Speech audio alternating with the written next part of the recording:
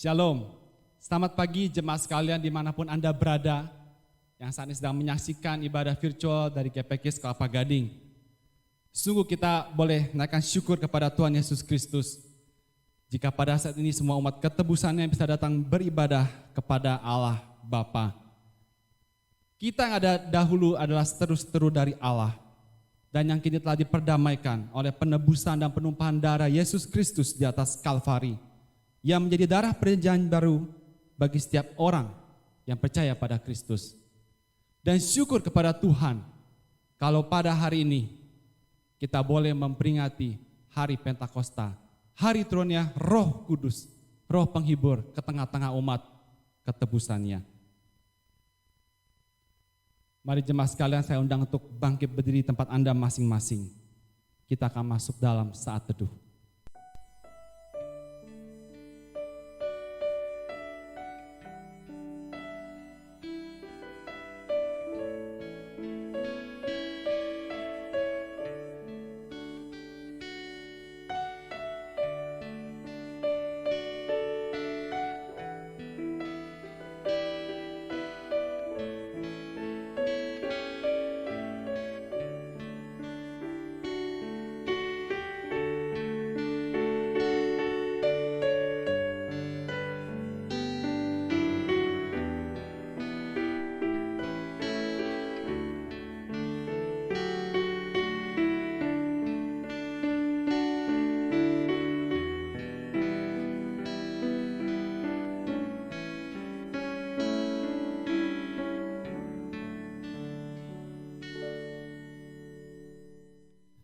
Bernyanyilah bagi Tuhan, hai segenap bumi. Kabarkanlah keselamatan yang daripadanya dari hari ke hari. Ceritakanlah kemuliaannya di antara bangsa-bangsa dan perbuatan-perbuatannya yang ajaib di antara segala suku bangsa. Jemaat dipersilakan untuk duduk kembali. Marilah jemaat sekalian dengan hati yang gentar dan hormat kepada Allah Bapa, kita masyurkan dan menyembah Raja di atas segala raja dan Tuhan di atas segala ilah yang ada, Yesus Kristus yang telah menang atas maut dan kuasa dosa. Masyurkan Rajamu.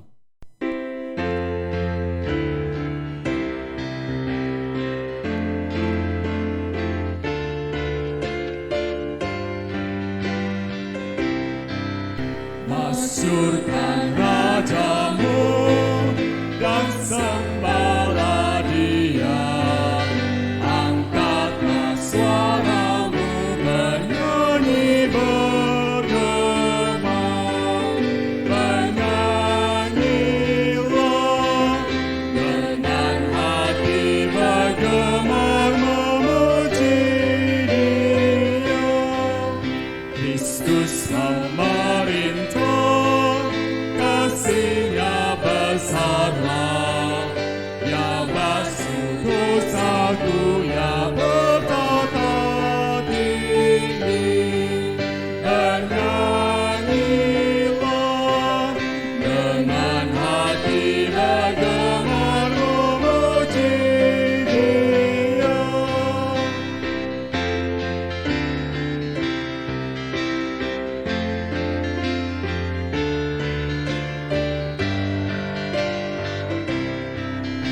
Kristus Yesus Tuhan, tatanya kekalah, kunci kerajaan maut diberikan padanya.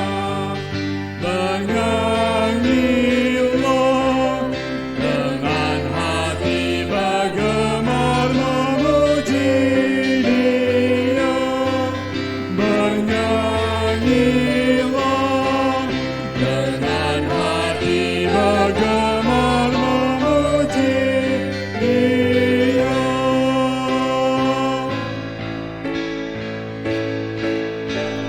Suci, suci, suci, Allah Maha Kuasa, langit bumi semua memuji nama-Mu. Suci, suci, suci, Allah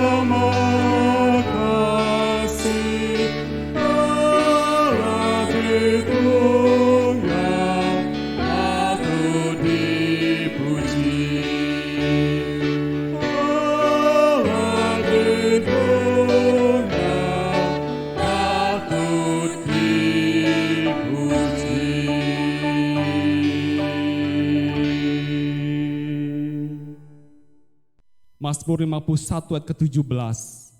Korban sembelihan kepada Allah ialah jiwa yang hancur, hati yang patah dan remuk, tidak akan kau pandang hina ya Allah. Mari jemaat sekalian kita berdoa. Sesungguhnya ya Tuhan, Engkau sungguh amat panjang sabar dan penuh kasih setia. Engkau senantiasa menunggu pertobatan dari setiap umat-Mu Tuhan, untuk datang kembali, berbalik kepada Tuhan, berbalik dari segala dosa dan kejahatan yang dilakukannya. Sungguh ya Tuhan, kami bersyukur betapa dalamnya kasih-Mu Tuhan, tidak dapat diukur oleh apapun juga.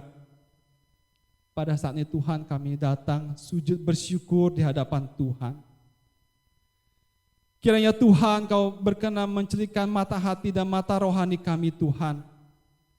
Biarlah Tuhan kami boleh dipulihkan dan kami boleh sungguh-sungguh taat pada kehendak-Mu Tuhan. Dan terus setia, terus belajar untuk melakukan firman Tuhan. Pada saat itu juga Tuhan kami berdoa, biarlah setiap firman kebenaran yang disampaikan oleh hamba-Mu Tuhan boleh sungguh merupakan isi hati Tuhan yang terdalam, yang diberitakan bagi setiap umat-Mu Tuhan. Berikanlah kami Tuhan telinga yang mendengar dan hati yang terbuka untuk mendengar kebenaran firman-Mu Tuhan. Biarlah kuat kuasa Roh Kudus-Mu Tuhan melembutkan hati kami Tuhan dan menuntun kami pada kebenaran itu sendiri. Terima kasih Tuhan, kalau Engkau berkenan memakai segala hamba-Mu yang melayani pada saat ini, dalam segala keterbatasan dan segala kelemahannya. Biarlah nama Tuhan yang ditinggikan pada ibadah kami pada pagi hari ini. Di dalam nama Tuhan Yesus Kristus, kami berdoa dan mengucap syukur. Amin. Saudara sekalian, Ibrani 12 ayat 3-4 berkata demikian. Ingatlah selalu akan Dia yang tekun menanggung bantahan yang sehebat itu terhadap dirinya dari pihak orang-orang berdosa, supaya kamu jangan lemah dan menjadi putus asa. Dalam pergumulan kamu melawan dosa, kamu belum sampai mencucurkan darah. Saudara sekalian, Kristus adalah teladan di saat kita lemah. Penderitaan dan kesengsaraan Kristus telah dimulai sejak dalam masa kandungan di dalam perut Maria.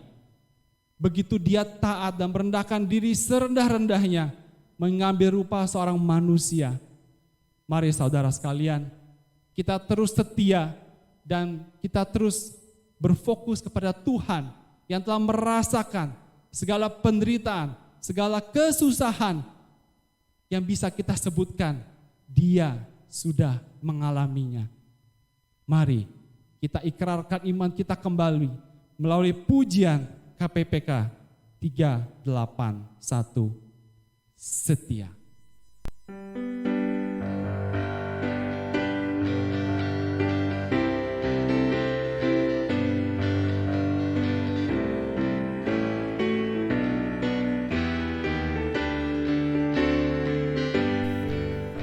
Di dalam dunia penuh dosa selalu berubah, langit pun goncang dan iblis pun giat bekerja, banyak anak Tuhan tersesatlah. Apakah engkau juga bimbang, hatimu khawatir tak berdaya? Bangkit pagi Tuhan di surga, bagi Raja-Mu tetap setialah.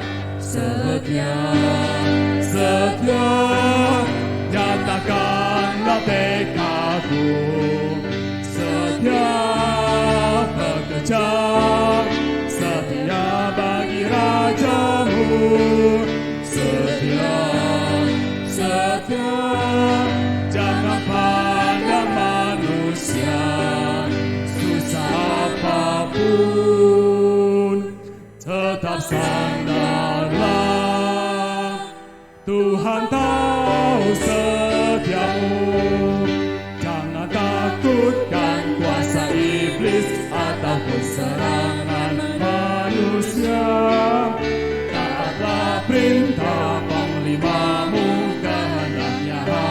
kau patulah, bagai dibakar dalam api, tiada takut ancaman raja. Mereka sungguh gagah perkasa, sampai mati pun tetap setialah. Setia, setia, nyatakan tekadmu. Setia bekerja, setia bagi rajamu. Setia, setia, jangan pandang manusia, susah apapun, tetap sandarlah, Tuhan kau setiamu.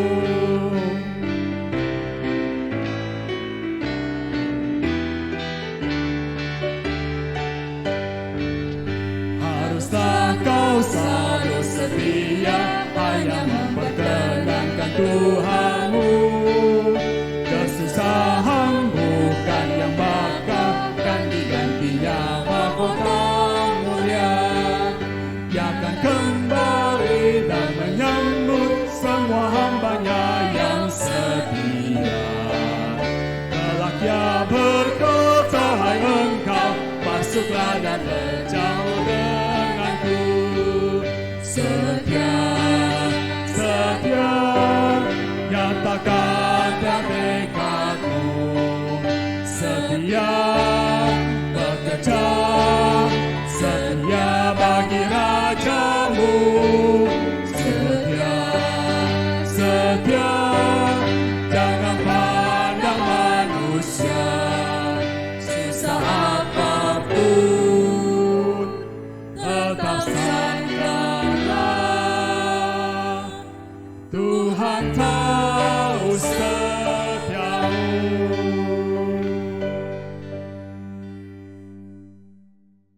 Marilah kita sekalian kembali mempersiapkan hati kita dan pikiran kita serta telinga kita untuk dapat membuka selebar-lebarnya bagi kebenaran firman Tuhan yang disampaikan oleh hambanya pada pagi hari ini. Seperti rusa merindukan air.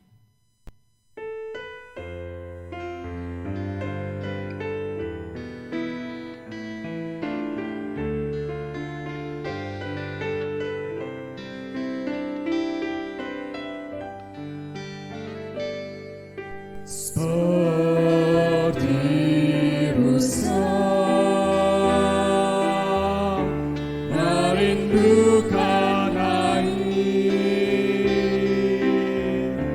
begitulah jiwaku merindukan Engkau.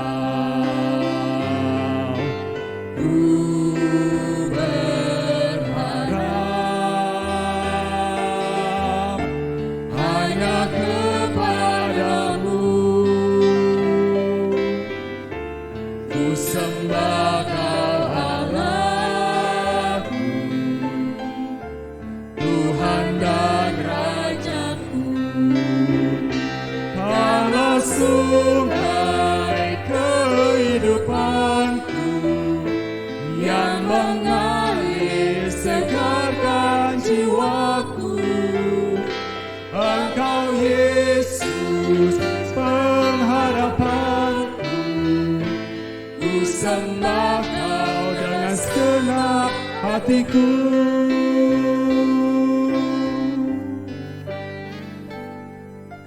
Seperti rusa merindukan air, begitulah jiwaku merindukan Engkau. Ku berharap hanya kepadamu. Ku sembah Kau Allahku, Tuhan dan Rajaku.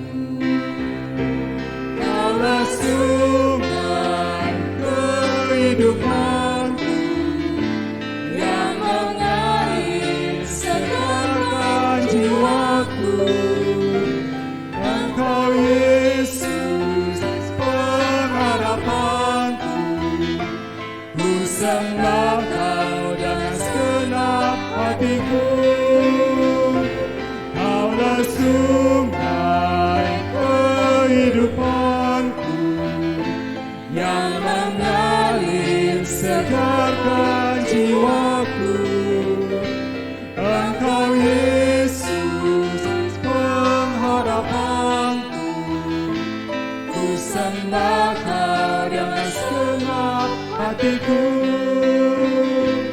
Ku sembah Kau dengan segenap hatiku. Ku sembah Kau dengan segenap hatiku.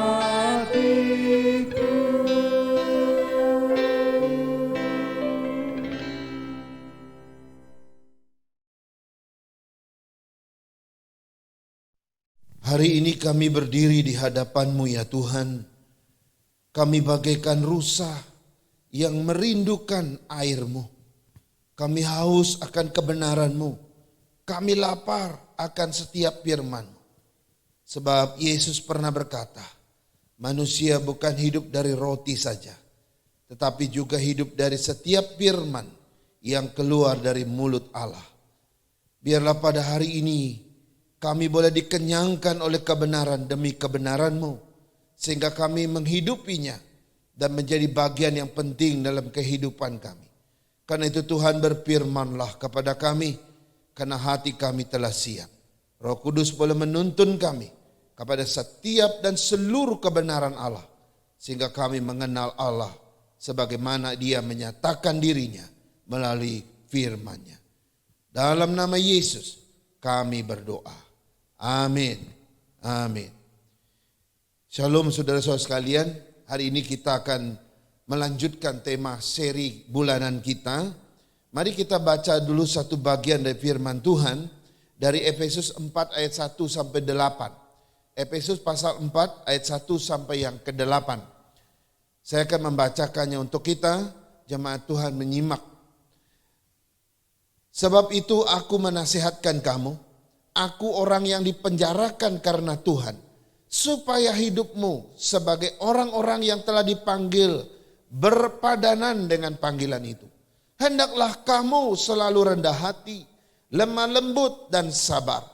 Tunjukkanlah kasihmu dalam hal saling membantu. Dan berusahalah memelihara kesatuan roh oleh ikatan damai sejahtera.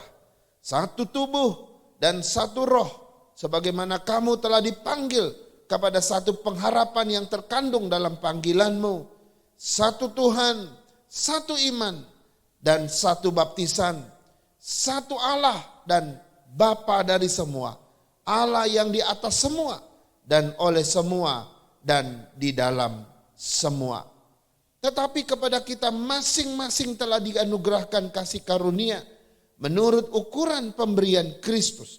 Itulah sebabnya kata Nas, tak kala ia naik ke tempat tinggi, ia membawa tawanan-tawanan, ia memberikan pemberian-pemberian kepada manusia. Saudara-saudara sekalian, kita masih pada tema bulanan kita, The God Trinity atau Allah Tritunggal. Hari ini kita belajar tentang seri yang kelima, yang berbicara tentang refleksi atau relevansi Allah Tritunggal bagi kesatuan jemaat. Atau apa implikasi atau aplikasi Allah Tritunggal itu bagi kesatuan gereja. Saya ingin fokus pada hal itu pada hari ini. Nah, minggu-minggu sebelumnya kita sudah belajar tentang arti daripada Allah Tritunggal itu apa. Arti Trinitas itu apa.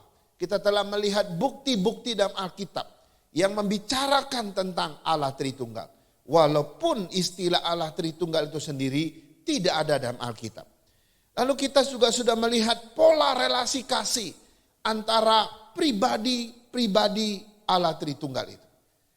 Bapa mengasihi anak dan Roh Kudus, anak mengasihi Roh Kudus dan mengasihi Bapa. Begitu juga pribadi Roh Kudus mengasihi Bapa dan mengasihi anak. Mereka ada hidup dalam satu pola relasi yang luar biasa. Kemudian kita juga sudah melihat pribadi-pribadi yang ada di dalam Allah Tritunggal itu. Kita sudah melihat pribadi Bapa sebagai apa, pribadi anak seperti apa, dan pribadi Roh Kudus seperti apa. Kita sudah melihat itu. Dan kita juga sudah belajar kesulitan belajar tentang yang namanya doktrin Allah Tritunggal. Kita tahu bahwa ajaran Allah Tritunggal ini enggak masuk di akal kita. Kenapa? Karena ini adalah bukan teori manusia. Ini bukan ciptaan atau penemuan manusia. Tapi ajaran Allah Tritunggal adalah wahyu Allah. Karena itu melampaui akal kita, supranatural. Kita bahkan susah sekali memikirkannya. Jadi kesulitan belajar doktrin Allah Tritunggal itu pada akal kita yang tidak bisa mencapai wahyu Tuhan ini. Tapi kalaupun tidak masuk di akal kita, tidak berarti bukan kebenaran. Sebab apa yang diwahyukan Tuhan, walaupun tidak masuk pengertian kita, tapi apa yang diwahyukan Tuhan oleh firman-Nya, itu adalah kebenaran, saudara-saudara. Karena itu hari ini kita belajar sesuatu yang lebih maju lagi, bahwa apa refleksi atau relevansi Allah Tritunggal itu bagi kesatuan jemaat. Bagaimana implikasi Allah Tritunggal itu bagi kesatuan gereja, bagi gereja hari ini, saudara. Nah, saya menemukan ada dua implikasi atau ada dua relevansi Allah Tritunggal itu bagi kesatuan gereja hari ini. Yang pertama adalah Allah Tritunggal adalah dasar bagi kesatuan kita. Allah Tritunggal adalah dasar bagi kesatuan gereja. Ini yang pertama. Saya baca di dalam ayat 4, 5, dan 6 yang tadi kita sudah baca. Dikatakan di dalam 3 ayat ini, satu tubuh dan satu roh. Sebagaimana kamu telah dipanggil kepada satu pengharapan yang terkandung dalam panggilanmu. Satu Tuhan, satu iman, dan satu baptisan. Lalu ayat 6, satu Allah dan Bapa dari semua. Allah atas semua dan oleh semua dan di dalam semua. Saudara, yang menarik dari 3 ayat ini, yaitu adanya satu kata yang muncul sampai 7 kali. Dicatatkan dalam 3 ayat ini, 7 kali ditulis oleh Rasul Paulus. Yaitu kata satu. Dan kata satu ini dikelompokkan menjadi 3 bagian. Ya, kelompok pertama itu ada dalam ayat 4, itu 2 kali disebutkan. Lalu kelompok kedua itu di dalam ayat yang kelima, 3 kali disebutkan. Lalu kelompok yang ketiga itu ada dalam ayat yang keenam, 2 kali disebutkan. Dalam kelompok pertama 2 kali disebutkan satu tubuh dan satu roh. Lalu kelompok kedua ayat kelima 3 kali disebutkan kata satu ini, yaitu satu Tuhan, satu iman, dan satu baptisan. Lalu kelompok ketiga dalam ayat yang keenam itu 2 kali disebutkan satu Allah dan satu Bapa. Saudara, 7 kali kata ini ditulis di sini. Pertanyaannya begini, 3 kelompok kata satu ini ya sebenarnya mau katakan apa buat kita? Ya, kata satu yang ditulis sampai 7 kali ini dibagi dalam 3 kelompok sebenarnya mau menyatakan apa sebenarnya bagi kita? Saudara, yang menarik sekali bahwa di balik 3 kelompok kata satu ini menyatakan suatu kebenaran yang luar biasa bagi kita. Apa itu? Yaitu kebenaran tentang Allah Tritunggal. Saya mau sampaikan perlahan buat kita supaya kita memahaminya. 2 kata satu yang pertama, yaitu satu tubuh dan satu roh, ini menyatakan pribadi Allah Tritunggal yang ketiga, yaitu Roh Kudus. Ketika dia menuliskan satu tubuh dan satu roh, ini bicara tentang pribadi Roh Kudus, pribadi yang ketiga. Lalu yang kedua, yaitu kelompok yang kedua, ketika Paulus mengatakan satu Tuhan, satu iman, dan satu baptisan, itu sedang menyatakan pribadi Allah Tritunggal yang kedua, yaitu Yesus Kristus. Sebab di dalam Dia kita tahu bahwa satu Tuhan, satu iman, dan satu baptisan, bahwa kita dibaptis dalam nama Yesus Kristus, bukan? Lalu kelompok kata satu yang ketiga, yaitu 2 kali disebutkan satu Allah dan satu Bapa. Ini menyatakan siapa? Ini menyatakan pribadi Allah Bapa yang pertama. Nah, saudara-saudara, di sini di dalam 3 ayat ini Rasul Paulus menyatakan 3 pribadi Allah itu secara lengkap gitu ya. Tetapi yang menarik dari 3 ayat ini adalah urutan pribadi Allah Tritunggal itu sengaja dibalik oleh Rasul Paulus. Ini yang menarik. Ya, biasanya urutan pribadi Allah Tritunggal itu selalu disebut Allah Bapa, Allah Anak, dan Allah Roh Kudus. Selalu Bapa, Anak, dan Roh Kudus, atau Bapa, Putra, Roh Kudus. Jarang sekali Roh Kudus, Anak, baru Bapa, jarang sekali. Tetapi di dalam Efesus pasal 4 ini, Rasul Paulus sengaja membalikkannya. Ya, dia mulai dari menyatakan Allah Roh Kudus lebih dulu. Setelah itu dia menyatakan Allah Anak yang kedua. Nanti terakhir Allah Bapa yang terakhir. Nah, saudara-saudara, pertanyaannya begini. Mengapa Rasul Paulus sengaja membalikkan urutan pribadi Allah Tritunggal ini? Kenapa? Kenapa mesti dari Roh Kudus dulu, baru Allah Anak, baru Allah Bapa? Kenapa? Saudara, di dalam maksud daripada Rasul Paulus ketika dia membalikkan posisi itu kepada dalam tulisannya kepada jemaat di Efesus, di sini dia ingin mau menyatakan, mau menekankan bahwa saat ini peranan Roh Kuduslah yang sangat penting, saudara-saudara. Ya, bagi Paulus, Roh Kudus sedang bertugas mempersatukan jemaat. Itu sebabnya kita sedang memperingati turunnya Roh Kudus, bukan? Ketika Yesus diutus, setelah pekerjaan Yesus selesai menyelesaikan karya keselamatan, dia naik ke surga. Waktu dia naik ke surga, 10 hari kemudian Roh Kudus diutus ke dunia ini. Maka di dalam Kisah Rasul pasal 2, para murid mengalami baptisan Roh Kudus. Dan sejak itu Roh Kudus menyertai setiap orang percaya. Sejak itu Roh Kudus memimpin setiap orang percaya. Nah, ketika Rasul Paulus menulis surat kepada Efesus, jemaat di Efesus, dia sengaja membalikkan, mendahulukan urutan pribadi Roh Kudus daripada Anak dan Bapa. Kenapa? Karena dia ingin menyatakan bahwa saat ini Roh Kuduslah yang berperan memelihara jemaat, menyatukan jemaat, dan memelihara menyatukan gereja, saudara-saudara. Ini menjadi sesuatu yang urgenitas daripada tulisan Paulus. Jadi dia ingin menekankan bahwa kesatuan jemaat itu dimulai dari Roh Kudus mempersatukan.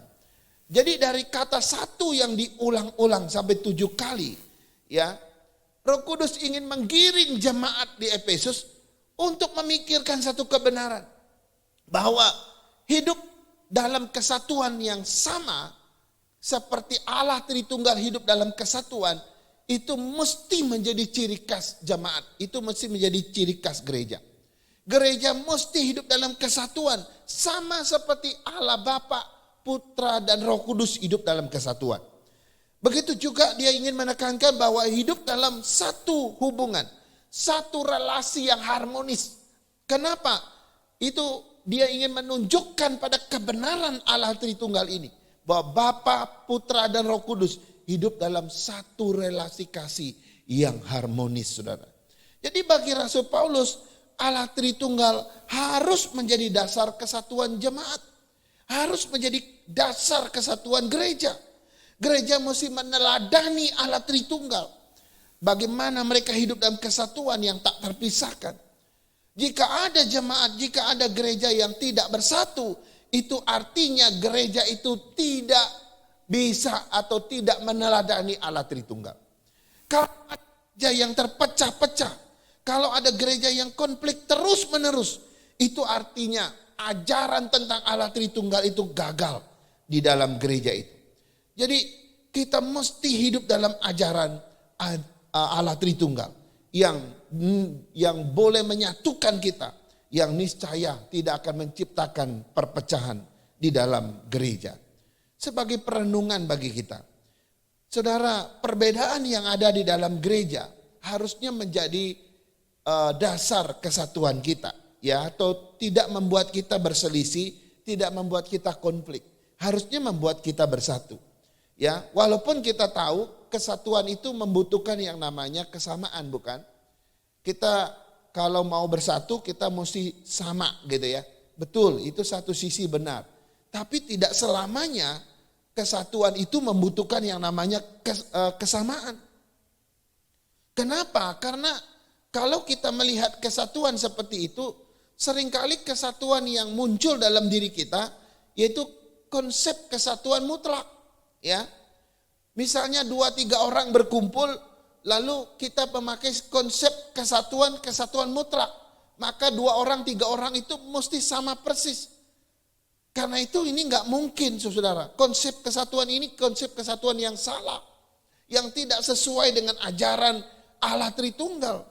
Kenapa? Karena Allah Tritunggal itu justru bersatu di dalam perbedaan. Mereka bersatu di dalam 3 pribadi yang berbeda. Ini menarik, saudara.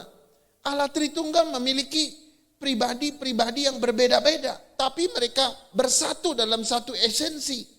Karena itu kalau kita mau menerapkan kesatuan, bukanlah kesatuan yang berdasarkan kesamaan.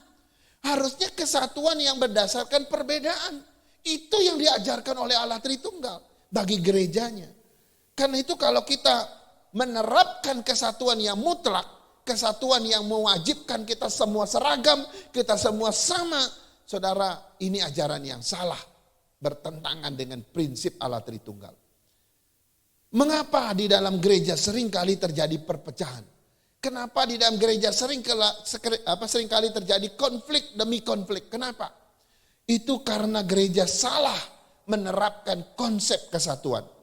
Yang diterapkan adalah kesatuan mutlak, kesatuan yang menyeragamkan, kesatuan yang wajib menyamakan. No, saudara-saudara. Yang diajarkan oleh Allah Tritunggal, kesatuan atas atau di dalam perbedaan. Karena itu, saudara, kalau kita melihat gereja sekarang, banyak gereja yang menerapkan kesatuan yang mutlak. Itu sebabnya ketika ada orang yang gak sama dengan kita, ada orang yang gak seragam dengan kita, lalu kita disiplin mereka, lalu kita mengabaikan mereka, lalu kita juga mungkin cap mereka gak benar dan sebagainya. Saudara, kita salah sekali.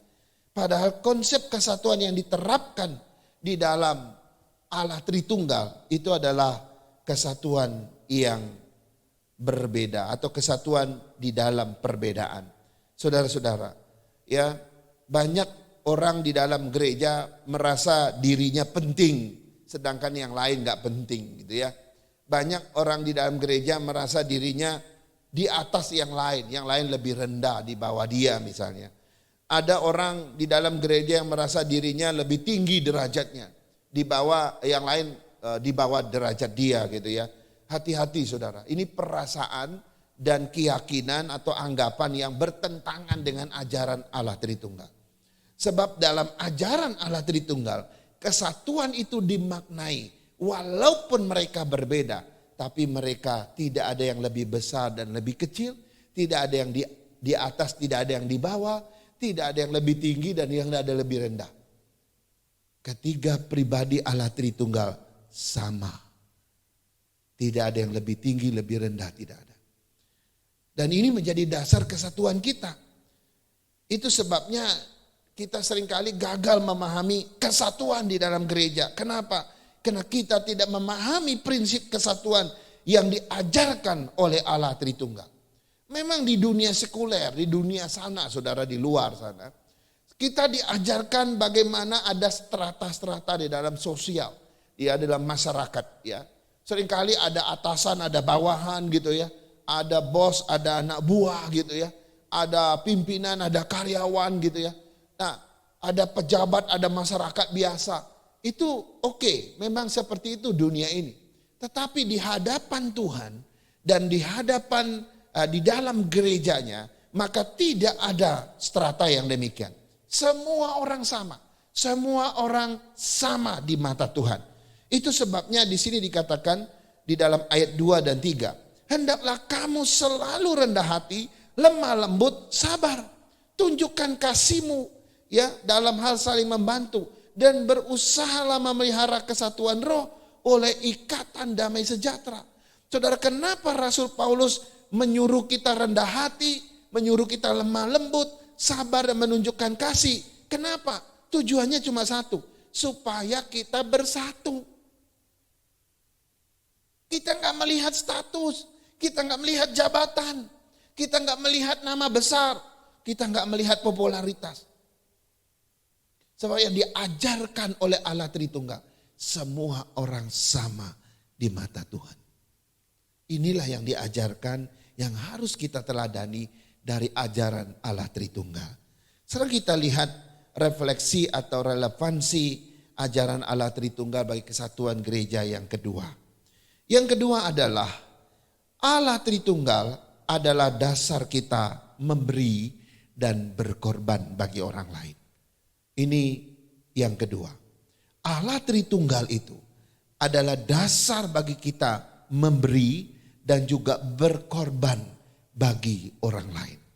Saudara-saudara, ayat 7 dan 8 mengatakan begini. Tetapi kepada kita masing-masing telah dianugerahkan ya kasih karunia menurut ukuran pemberian Kristus. Lalu ayat 8, itulah sebabnya kata Nas, tatkala ia naik ke tempat yang tinggi, ia membawa tawanan-tawanan, ia memberikan pemberian-pemberian kepada manusia. Saudara, di sini ada satu tekanan yang menarik. Dikatakan 3 kali Tuhan memberikan pemberian-pemberian. Dia memberikan kasih karunia menurut ukuran pemberian Kristus. 3 kali disebutkan pemberian, ya, pemberian Kristus kepada kita. Artinya apa? Artinya begini, kalau kita belajar Alkitab, maka sepanjang kitab suci kita itu dipenuhi dengan kata memberi atau pemberian, ya. Kata memberi atau pemberian. Atau setiap lembar Alkitab kita ini penuh dengan pemberian anugerah, pemberian kasih karunia, dan pemberian-pemberian Kristus yang lain. Nah, saudara, ini mau mengatakan apa? Sebenarnya ini mau mengatakan kepada kita bahwa kita mestinya hidup di dalam konsep memberi, konsep berkorban. Ya. Misalnya contohnya, kepada kita masing-masing dianugerahkan kasih karunia. Lalu dia juga mengatakan begini, dia yang kaya rela jadi miskin supaya kamu menjadi kaya. Dan banyak lagi ayat yang senada demikian. Pertanyaannya begini, ketika Tuhan kasih anugerah buat kita, ketika Allah Tritunggal memberikan kasih karunia buat kita, maka itu tujuannya apa? Apakah tujuannya memperkaya diri kita saja? Tidak. Itu juga memperkaya orang lain. Harusnya demikian. Karena itu ketika kita menerima pemberian Allah, karunia Allah, kasih karunia Bapa misalnya, maka kita juga harus memperkaya orang lain dengan anugerah itu, dengan kasih karunia dari Allah Tritunggal itu. Jadi Allah Tritunggal menjadi dasar kita memberi, menjadi dasar kita berkorban. Ya, kalau kita melihat Bapa telah berkorban, berkorban apa? Dia memberikan anak tunggalnya bagi kita. Bapak berkorban, dia mengorbankan Allah anak bagi kita. Dia mengorbankan putranya bagi kita. Dia mengorbankan anak sulungnya bagi kita. Atau yang disebut dengan ya putranya bagi kita. Lalu Allah anak bagaimana? Allah anak dia mengorbankan tubuh dan darahnya. Dia tumpahkan bagi kita, dia hancurkan bagi kita. Demi apa? Demi menyelamatkan kita. Lalu bagaimana dengan Roh Kudus? Roh Kudus juga berkorban. Dia berkorban sepanjang hidup membimbing kita. Sepanjang hidup memimpin kita. Sepanjang hidup memfollow up kita. Sepanjang hidup memelihara iman kita. Jadi kini kita melihat Allah Bapa berkorban, Allah Anak berkorban, Allah Roh Kudus berkorban. 3 pribadi Allah ini berkorban demi kita. Saudara-saudara. Saya bersyukur kalau banyak orang berkorban bagi Tuhan. Semakin banyak orang berkorban bagi Tuhan. Semakin banyak orang memberi bagi Tuhan. Itu adalah suatu ucapan syukur yang luar biasa. Di gereja ada banyak orang bisa mengorbankan pikirannya. Ya, diam-diam dia memikirkan masa depan gereja. Dia diam-diam memikirkan bagaimana supaya pelayanan di gereja bisa berkembang. Saudara, ini orang yang berkorban pikiran. Ada orang berkorban tenaganya. Dia rela berlelah-lelah untuk melayani. Dia rela untuk capek-capek pergi melayani dan sebagainya. Ya. Kemudian ada juga orang yang berkorban waktunya. Ya. Dia menghabiskan sebagian dari waktunya. Harusnya bersama keluarga. Dia habiskan untuk pekerjaan Tuhan. Dia habiskan untuk pelayanan dan sebagainya. Saya bersyukur dengan tim pelayanan GP Kris Kelapa Gading. Mereka tidak hanya mengorbankan waktu mereka, tapi juga tenaga mereka. Juga mengorbankan pikiran mereka. Ya. Rata-rata setiap hari Minggu kita 4-5 jam untuk proses rekam membuat ibadah online kita. Jadi kalau Bapak Ibu bisa ibadah di rumah setiap hari Minggu, itu karena ada yang mengorbankan waktunya, pikirannya, tenaganya, bahkan uangnya.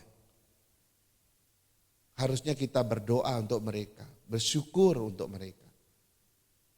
Dan terus berdoa agar mereka itu juga dipelihara oleh Tuhan. Tidak hanya pikiran, tenaga, dan juga waktu.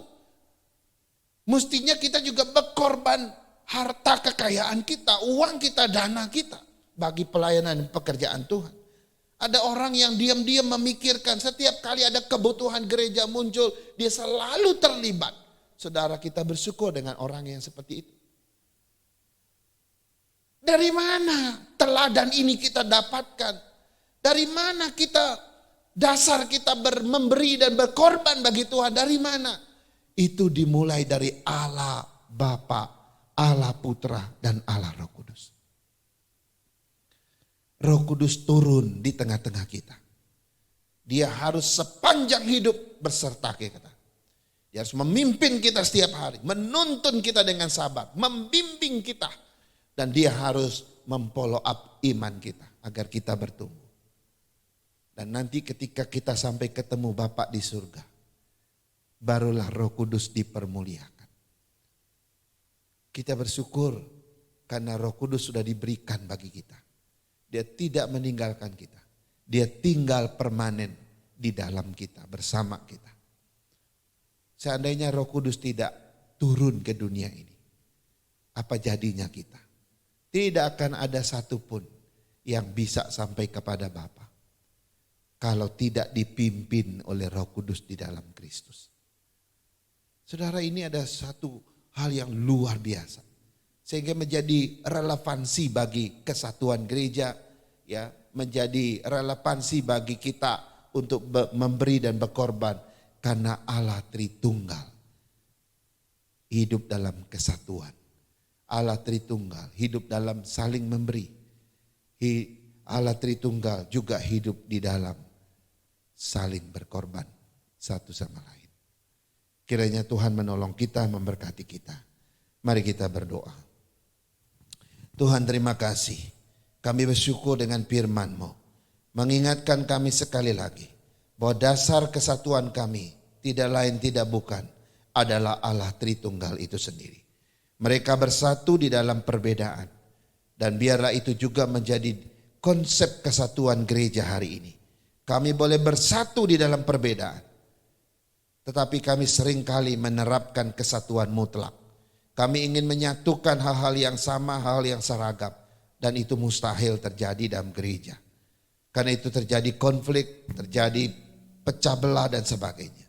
Tuhan, kami ingin kembali kepada ajaran yang benar. Kami ingin bersatu meskipun kami berbeda satu sama lain. Sebab disitulah persatuan itu dibutuhkan. Persatuan tidak akan ada kalau tidak ada perbedaan. Jika ada perbedaan maka barulah persatuan itu dibutuhkan. Karena itu Tuhan juga memberkati kami. Sebab dasar kami memberi, dasar kami berkorban bagi orang lain, bagi sesama kami. Itu karena Allah Tritunggal juga hidup dalam saling memberi, saling berkorban satu sama lain. Karena itu Tuhan, hati kami meluap dengan ucapan syukur. Sebab Engkau telah berkorban bagi kami. Kau Allah Bapa mengorbankan Allah Anak. Allah Anak mengorbankan dirinya. Dan Allah Roh Kudus mengorbankan sepanjang hidup menuntun dan membimbing umatnya. Terpujilah Engkau Tuhan. Terus tumbuhkan kami dalam firman ini.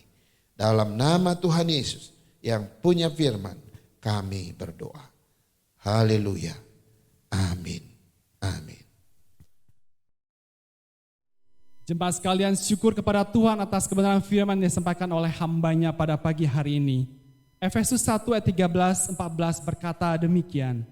Di dalam Dia kamu juga, karena kamu telah mendengar firman kebenaran yaitu Injil keselamatanmu.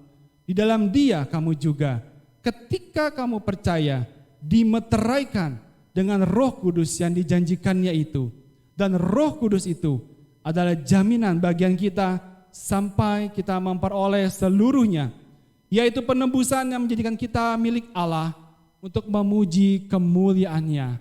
Marilah jemaat sekalian dengan pertolongan dari kuat kuasa Roh Kudus yang tadi curahkan atas kita semua di hari Pentakosta ini, mari kita ikrarkan kembali iman kita melalui pujian KPPK 386, Dasar Gereja yang Esa.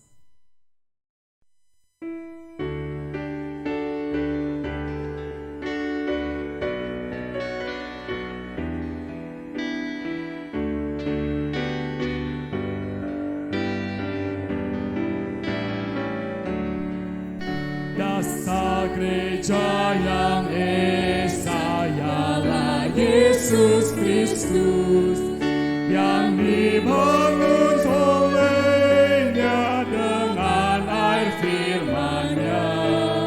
Dia datang mencarinya, jadi mempelainya. Dia korbankan darahnya menebus gerejanya.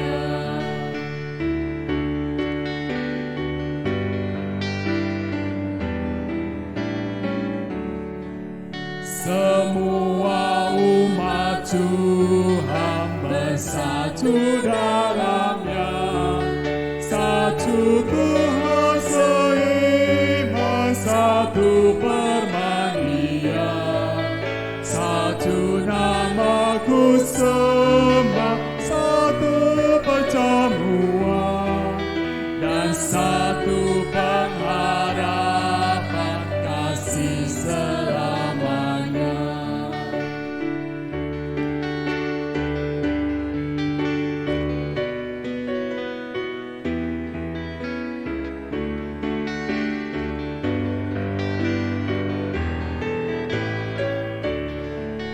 Dilanda kesulitan, kerusuhan dunia, jemaat dirasakan dan terkadang berat.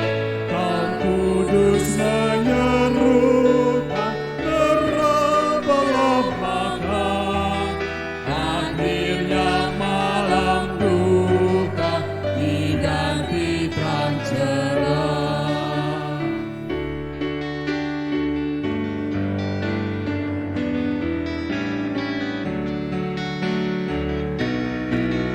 Gereja yang di sorga dan yang di dunia bersatu dalam Tuhan ketiga yang esa. Ya Tuhan di anugerah supaya kami-Mu Engkau tempatkan juga kekal di rumah-Mu.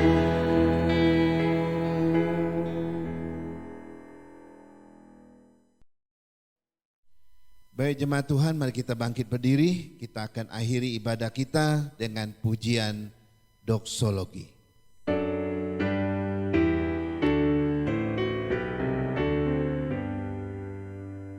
Puji Allah Bapa Putra, puji Allah Roh Kudus, ketiganya yang esa. Pohon sangat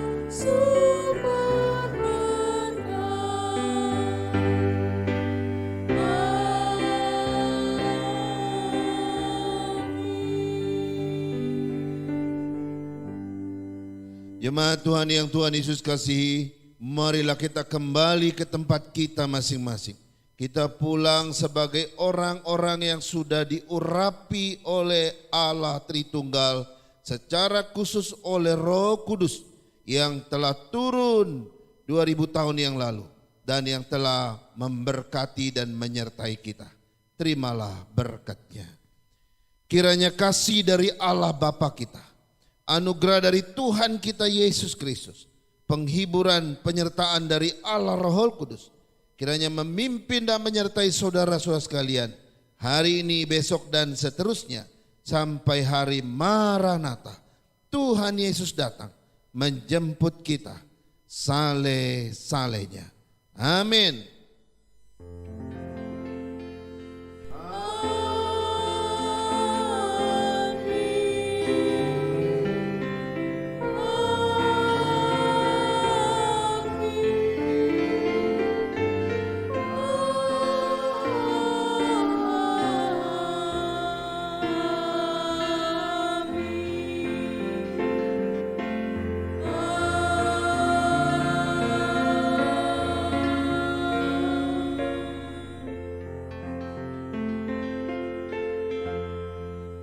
Amin.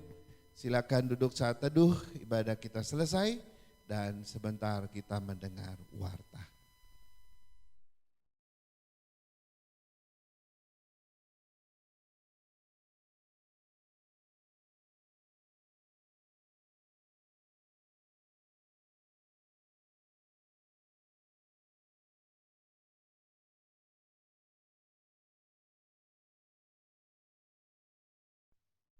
Shalom saudara-saudara sekalian, selamat hari Minggu, selamat beribadah kepada Tuhan.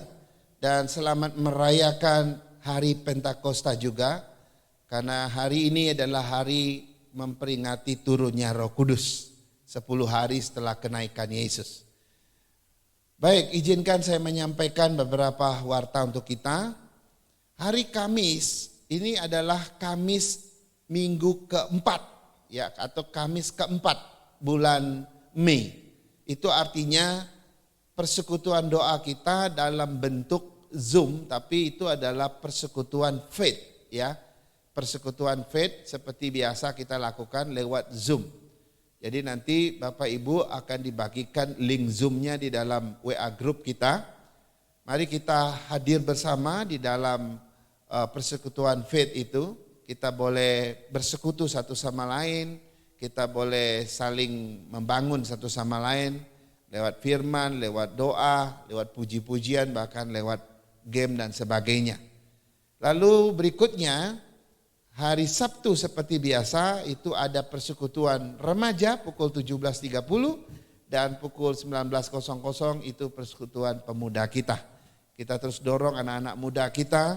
Zaman ini enggak mudah bagi mereka, tetapi mereka harus berjuang. Di dalam Tuhan tidak ada yang mustahil. Kalau hari Minggu pukul 9.00 ada kelas-kelas sekolah minggu. Kita dorong anak-anak kita, cucu-cucu kita untuk ikut sekolah minggu. Dan mereka pun boleh belajar tentang Tuhan di usia dini mereka. Lalu pukul 10.30 ibadah umum seperti biasa. Kita dengan setia hadir dalam ibadah-ibadah umum kita. Dan kita percaya bahwa walaupun ini kita belum tatap muka, tapi melalui ibadah-ibadah online ini Tuhan tetap membangun iman kita, menumbuhkan iman kita, dan menguatkan iman kita di tengah-tengah pandemi ini. Kiranya Tuhan menolong kita. Dan terakhir, saya atas nama Gembala Sidang dan juga para diaken mengucapkan banyak terima kasih kepada Bapak Ibu yang dengan setia memberikan persembahan perpuluhan kepada Tuhan, yang mendukung pekerjaan Tuhan di tempat ini. Saya percaya Tuhan akan memberkati Bapak Ibu dengan caranya yang ajaib, dengan tidak kurang satu apapun. Kiranya Tuhan menolong kita. Shalom, sampai ketemu minggu yang akan datang.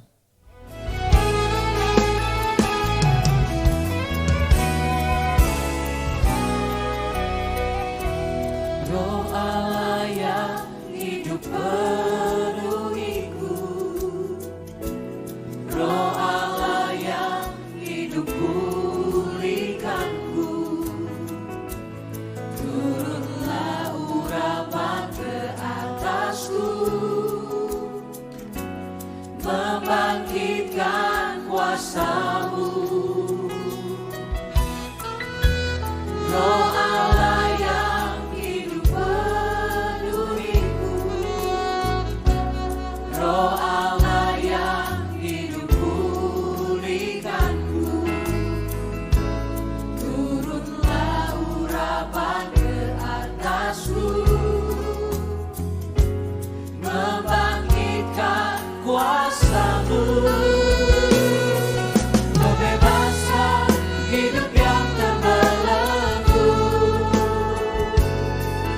kemuliaan